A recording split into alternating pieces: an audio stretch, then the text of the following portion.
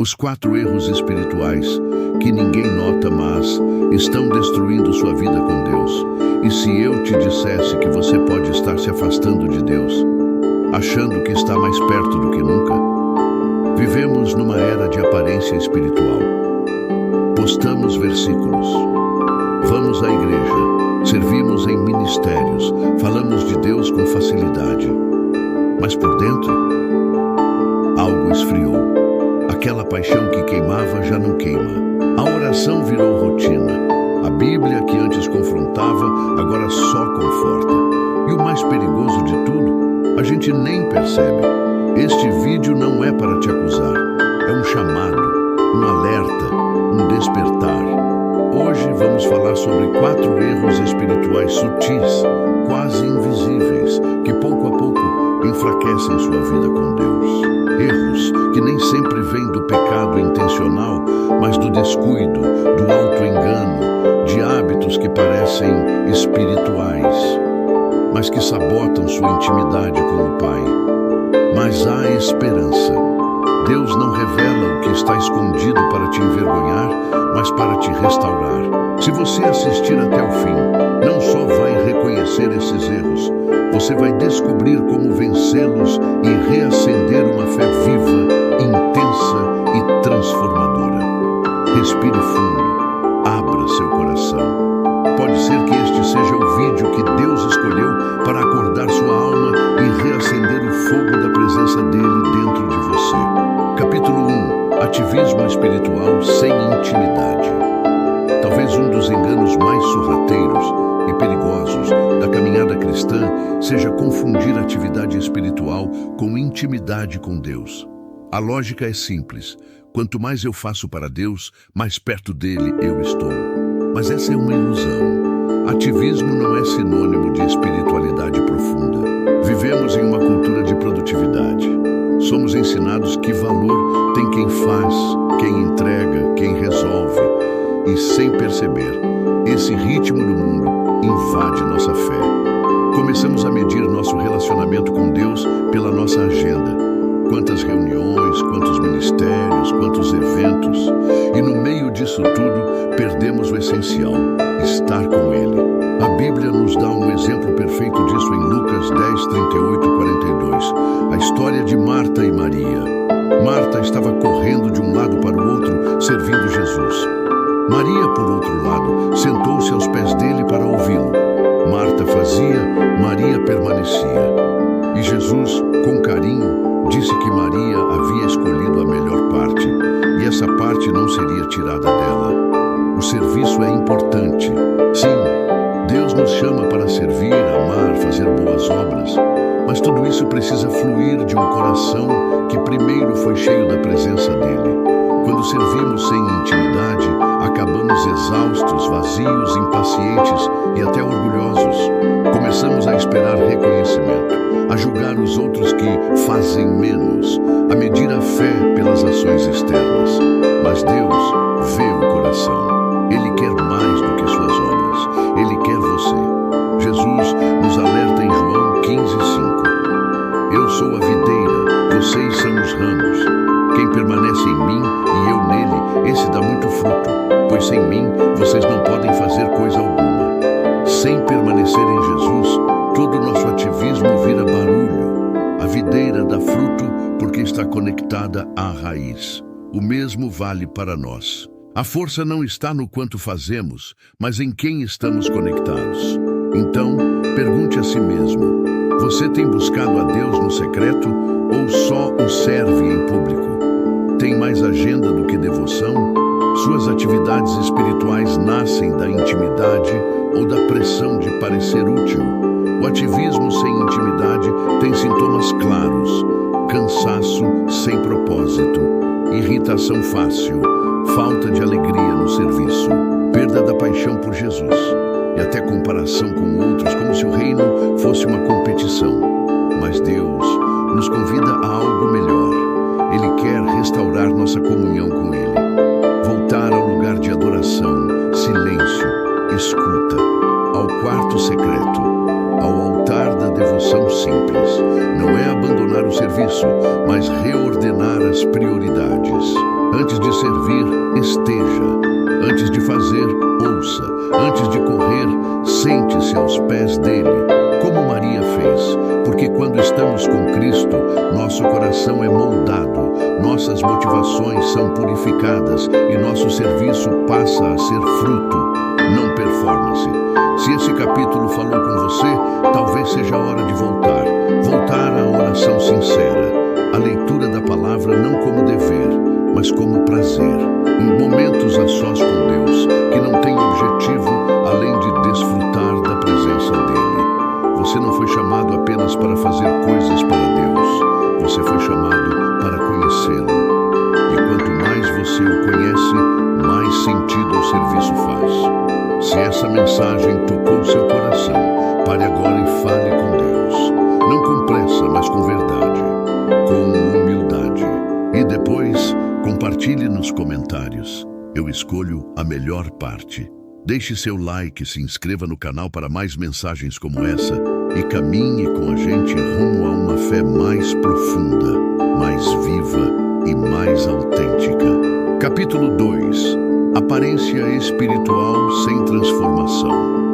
Um dos erros mais perigosos e talvez mais sutis da vida cristã é viver de aparências espirituais sem experimentar uma transformação real do coração.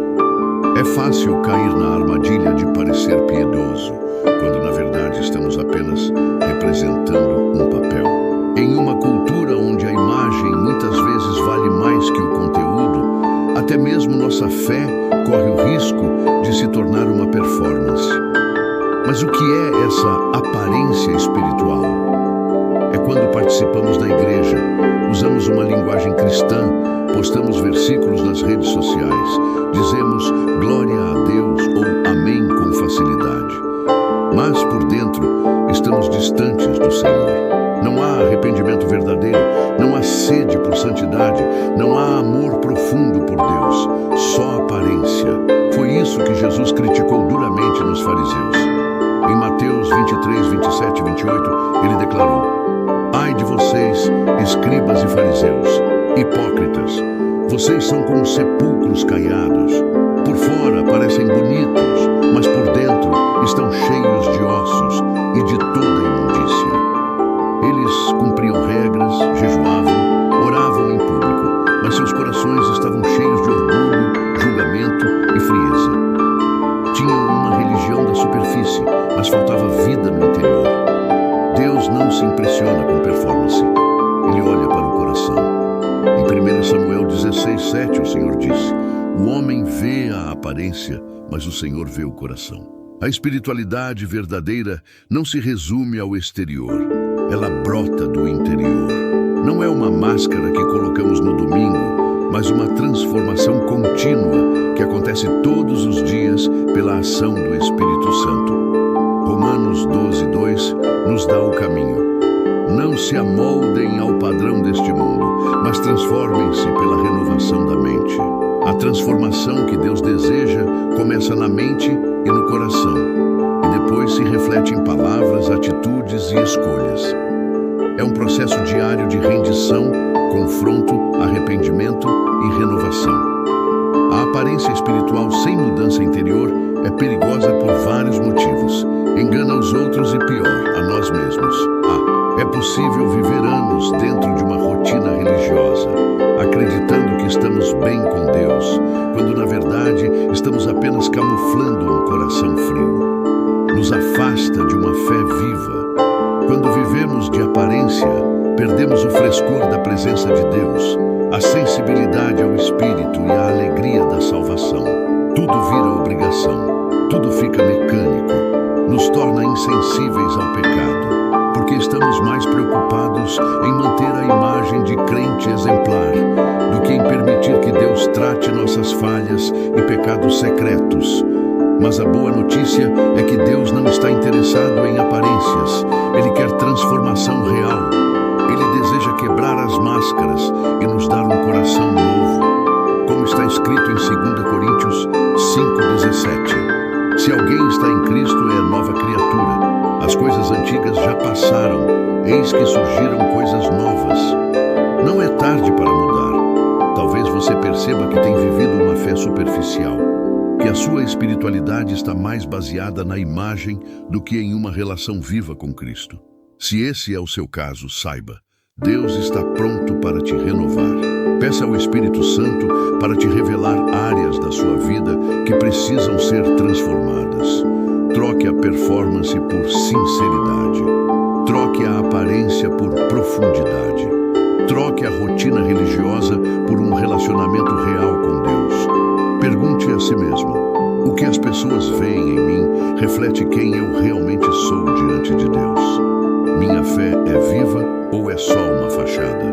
Tenho permitido o Espírito Santo me confrontar e transformar? Não aceite viver de fachada. Deus te chama para algo mais profundo, mais real, mais verdadeiro.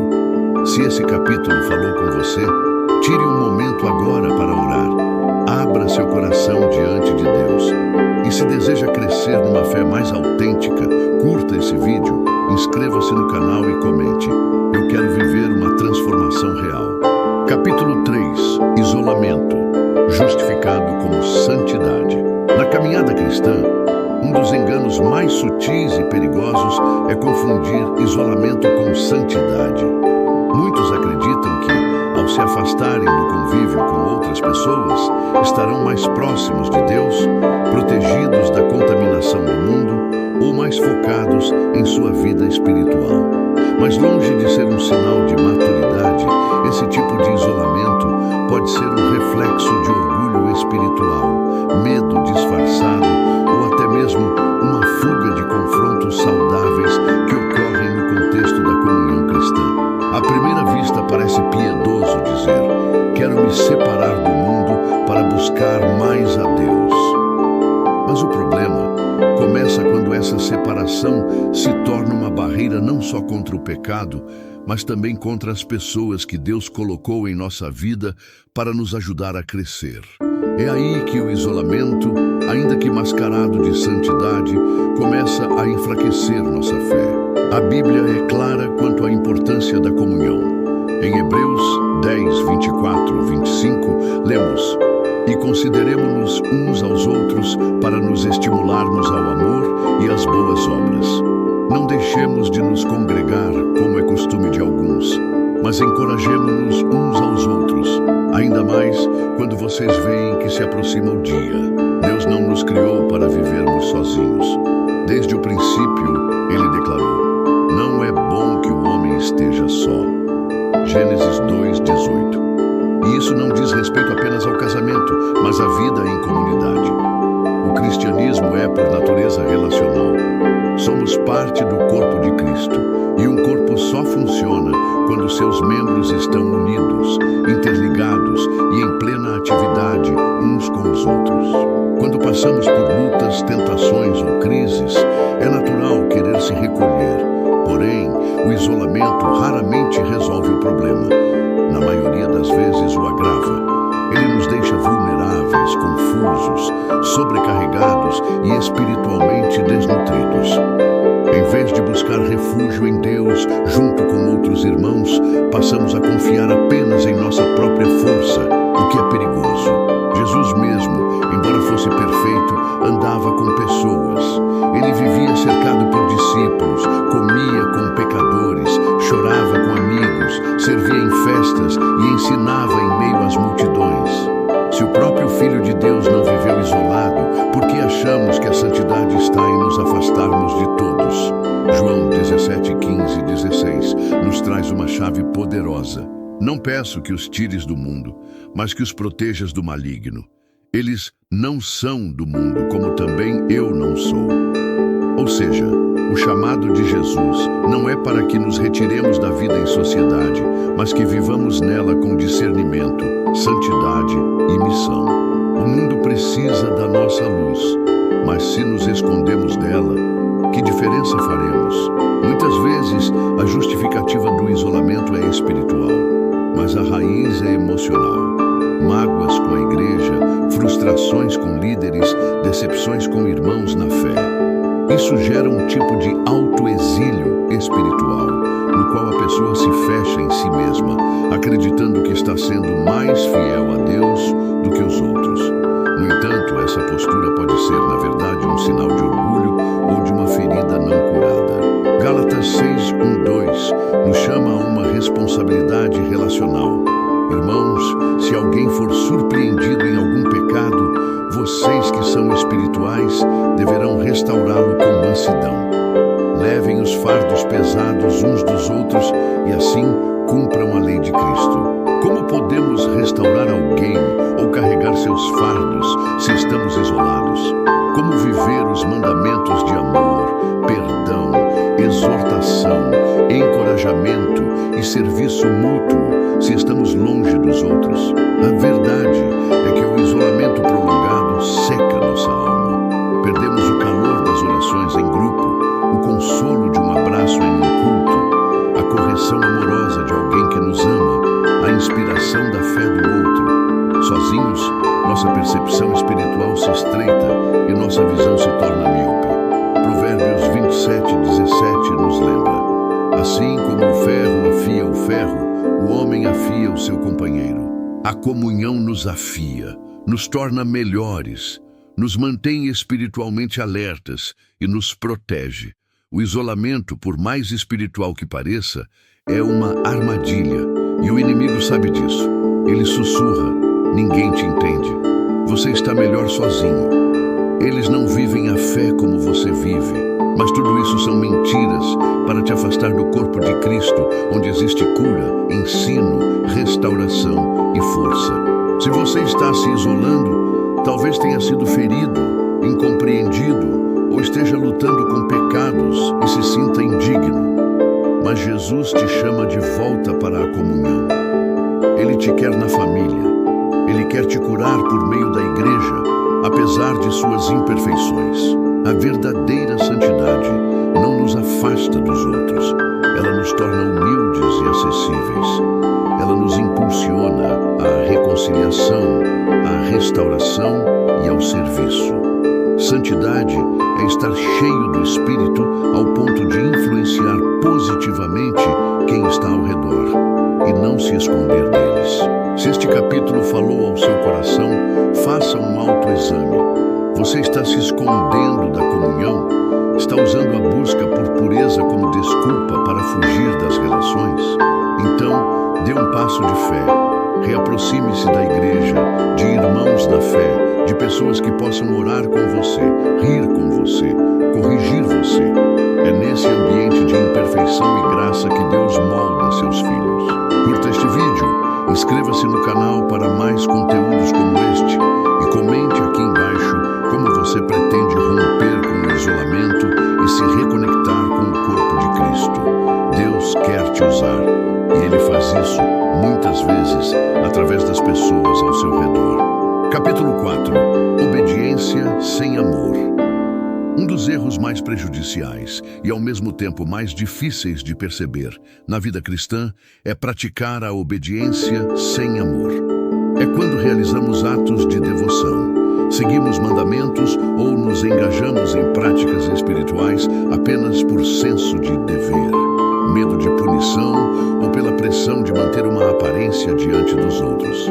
A obediência desconectada do amor não apenas esvazia o relacionamento com Deus, mas também nos afasta da alegria e do propósito da vida cristã. Obedecer a Deus apenas por obrigação pode parecer, à primeira vista, um sinal de fidelidade. Mas a Bíblia nos mostra que a verdadeira obediência nasce de um coração apaixonado por Deus. Jesus foi claro ao dizer: se vocês me amam, obedecerão aos meus mandamentos. João 14:15. Aqui, ele estabelece um princípio fundamental. A obediência genuína não é um fardo, mas uma expressão natural de amor. Quando amamos alguém de verdade, queremos agradá-lo. Assim também é com Deus. O perigo do legalismo. Muitos cristãos acabam caindo no erro de confundir obediência com legalismo. O legalismo é o esforço humano para alcançar aceitação por meio de regras e rituais. Ele diz: faça isso e aquilo para que Deus te ame ou te aceite. Mas o Evangelho diz algo muito diferente. Deus te amou primeiro e por isso você pode obedecê-lo com liberdade e gratidão. A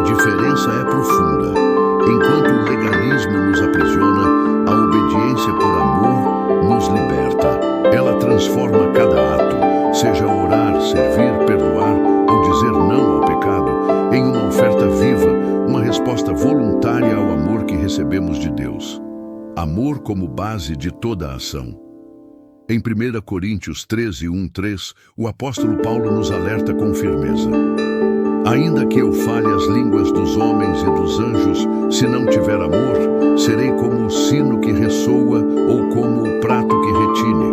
Ou seja, mesmo que nossas ações pareçam corretas e espiritualmente grandiosas, se forem feitas sem amor, são como barulho vazio. Deus está mais interessado na motivação do nosso coração do que na performance externa. Ele vê além da aparência. Ele deseja um relacionamento íntimo e verdadeiro. O efeito de uma obediência fria, obedecer sem amor, também corrói, pouco a pouco, nossa relação com Deus. Se fazemos as coisas apenas para evitar castigo, nossa fé se torna um sistema de regras e medos, e não um relacionamento com um Pai amoroso. 1 João 4,18 nos lembra: no amor não há medo. Ao contrário, o perfeito amor expulsa o medo. O que Deus deseja de nós é uma entrega confiante, não uma submissão baseada no terror ou na culpa. A parábola dos 2 filhos. Jesus ilustrou essa verdade de forma poderosa em Mateus 21, 28, 31. Nessa parábola, um pai pede aos filhos que trabalhem na vinha. Um se recusa, mas depois se arrepende e vai. O outro diz que vai, mas nunca aparece. A pergunta de Jesus é clara: qual dos 2 fez a vontade do Pai? A resposta é óbvia: aquele que, mesmo inicialmente relutante, decidiu obedecer. Essa história revela que o que importa para Deus não é uma promessa vazia, nem uma aparência de piedade, mas a mudança real do coração que leva à ação sincera. A transformação pela graça. Quando nossa obediência é fruto do amor, tudo ganha novo significado. O culto deixa de ser um ritual e se torna celebração.